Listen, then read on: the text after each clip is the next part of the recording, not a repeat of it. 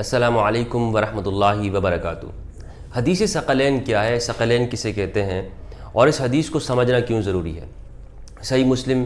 ترمذی اور دیگر صحیح کتابوں کے اندر یہ حدیث مروی ہے کہ آپ صلی اللہ علیہ وآلہ وسلم نے یہ ارشاد فرمایا کہ میں تم میں دو چیزیں چھوڑ کے جا رہا ہوں، ایک تو کتاب اللہ ہے اور دوسری میرے اہل بیت ہے، اور ان دونوں کو مضبوطی سے تمہیں تھام کے رکھنا ہے، قرآن کو سمجھنا ہے، اس میں غور و تدبر کرنا ہے، اور میرے اہل بیت، میرے گھرانے کی، میرے اطرت کی تم نے اتباع کرنی ہے۔ اور جب تک تم قرآن مجید کو تھام کے رکھو گے اور میرے اہل بیت کی اتباع کرو گے، تم کبھی گمراہ نہیں ہوگے، آپس میں لڑو گے نہیں اور قتل و قتال نہیں کرو گے۔ ان دو چیزوں کو آپ صلی اللہ علیہ وآلہ وسلم نے نہایت اہمیت کے ساتھ بیان فرمایا۔ اس حدیث کو کہتے ہیں حدیث ثقلین، اور یہ بڑے جلیل القدر صحابہ کرام، زید بن ارقم، حضرت علی رضی اللہ عنہ اور دیگر کثیر صحابہ کرام سے یہ حدیث مروی ہے اور متواتر درجے کی ہے۔ تمام جتنی بھی ہماری صحیح کتابیں ہیں ان تمام کے اندر یہ حدیث مروی ہے، یعنی جن کتابوں کو ہم مستند سمجھتے ہیں اہل سنت والجماعت۔ اس کے مقابلے میں ایک اور حدیث بیان کی جاتی ہے کہ جسے صرف امام مالک رحمہ اللہ نے بیان کی، اور وہ بھی مرسل اور منقطع انداز کے اندر، یعنی اس کی بھی کوئی سند موجود نہیں ہے۔ وہ فرماتے ہیں کہ دو چیزیں، یعنی میں قرآن اور سنت رسول، اس کی تم اتباع کرنا، میں تم میں یہ دو چیزیں چھوڑ کے جا رہا ہوں۔ تو یہ جو دوسری روایت ہے یہ ضعیف درجے کی ہے، لیکن افسوس یہ ہے کہ آج ہم اپنے ممبروں سے، مسجدوں سے، خطبات کے اندر یہ دوسری حدیث تو سنتے ہیں، اور جو ہر ایک کو یاد ہو گئی ہے، کتاب اللہ و سنتی، کتاب اللہ اور سنتی، لیکن کتاب اللہ اور عترتی یہ حدیث نہیں سنتے ہیں۔ اور اگر کوئی اس کو بیان کرتا ہے تو کہا جاتا ہے کہ جی یہ تو شیعہ کی روایتیں ہیں، یہ تو شیعوں کی کتابوں سے آئی ہیں، یہ اہل سنت کی روایت نہیں ہے۔ حالانکہ یہ جو دوسری روایت ہے کتاب اللہ اور سنتی، میری کتاب اللہ، اللہ کی کتاب، اور میری سنت، یہ صحیح کتابوں کے اندر، یعنی اتھینٹک کتابوں کے اندر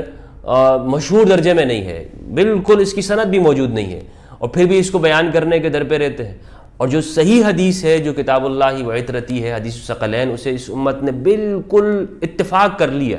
ویسے تو اس امت کا کسی چیز پر اجماع ہوتا نہیں ہے، اور اسی بات کے اوپر اجماع ہو گیا ہے کہ حدیث ثقلین اس کو بیان نہیں کرنا، نہ خطبوں میں بیان کرنا ہے، نہ تقریروں میں، نہ وعظوں کے اندر، نہ ممبروں پہ، نہ اپنے دروس قرآن کے اندر، نہ دروس حدیث کے اندر۔ اس پر یوں گزر جاتے ہیں، لوگوں کو بتاتے بھی نہیں ہیں کہ بھائی ثقلین کون ہے، اہل بیت کون ہیں، ان کی زندگی اور ان کے اخلاق اور کردار کیا ہے۔ تو اسی وجہ سے آج امت کا یہ عالم ہے، قرآن کو تو ویسے ہی چھوڑ چکی ہے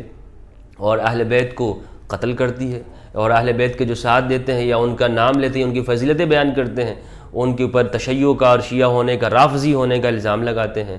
قرآن جو بیان کرتا ہے کہتے ہیں یہ قرآنسٹ ہے، یہ تو قرآن کرتا رہتا ہے، اور جو اہل بیت کہتے ہیں یہ تو شیعہ ہو گیا۔ لہٰذا دونوں چیزیں اس امت کے اندر شروع میں کچھ ایسے سرغنے قسم کے پیدا ہوئے، کچھ ایسے لیڈر کے جنہوں نے اہل بیت علیہ السلام کی روایتوں کو چھپانے کی کوشش کی، یا ان کے فضائل کو عوام الناس سے چھپایا، اور جس کا نتیجہ آج ہم یہ دیکھ رہے ہیں کہ جو سفینہ نوح ہے، کہ جس کے اندر سوار ہو کر کشتی میں اس امت کو نجات ملنی تھی اور بچنا تھا اور آگے جانا تھا اور اپنے اخلاق کو پوری انسانیت تک پہنچانا تھا، اس کا عالم یہ ہو گیا کہ آج سمٹتے یہ فرقوں میں آ گئی، اور فرقوں سے اترتے ہوئے جوتوں میں دال بڑھ رہی ہے، اور آپس میں جنگیں، اور پھر گروہی عصبیتیں، اور پھر قومی عصبیتیں، اور پھر کیا سے کیا خدا جانے ان کے ساتھ ہو رہا ہے۔ تو اس کی بنیادی وجہ یہ ہے کہ جو اصل مرکز ہے قرآن مجید، اور پھر اس پر کس طرح چلنا ہے، اہل بیت علیہ السلام دونوں سے انہوں نے کنارہ کشی اختیار کر لی۔ لہذا ضرورت اس بات کی ہے کہ حدیث ثقلین کو پھر سے ایک زندہ کیا جائے اور بتایا جائے کہ حدیث ثقلین کیا ہے اور اس کی کتنی اہمیت ہے اس امت کی ازہر و احیاء کے اندر اور دین اسلام کی بقا کے اندر۔ السلام علیکم ورحمۃ اللہ وبرکاتہ۔